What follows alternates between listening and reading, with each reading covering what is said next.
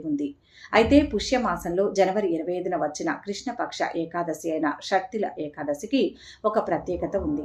ఈ రోజున చేసే ఏ పుణ్య కార్యానికైనా 100 రెట్లు ఫలితం దక్కుతుందని పెద్దలు చెబుతారు. మన జీవితంలో ఎదురయ్యే అనేక సమస్యలకు ఈ రోజున చేసే పరిహారాలు చక్కటి పరిష్కార మార్గాలను చూపుతాయి. కొందరికి వయసు మీద పడుతున్నా వివాహం కుదరదు. ఇంకొందరికి ఎన్ని ప్రయత్నాలు చేసినా మంచి ఉద్యోగం దొరకదు. ఉద్యోగం వచ్చినా ఉన్నత స్థాయికి ఎదగలేరు. ఇలాంటి జీవితంలో ఎదురయ్యే అవరోధాలకు కారణం పితృదేవతల అనుగ్రహం లేకపోవడమే అని చెబుతారు. పితృదేవతల ఆశీస్సులు లేకపోవడం వల్ల జీవితంలో నిరాశ, నిస్పృహలు చోటు చేసుకుంటాయి. షట్టిల ఏకాదశి రోజున కొన్ని ప్రత్యేకమైన పరిహారాలు చేయడం వల్ల పితృదోషాలు తొలగిపోతాయి. పితృదేవతలు ప్రసన్నులై ఆశీర్వదిస్తారు.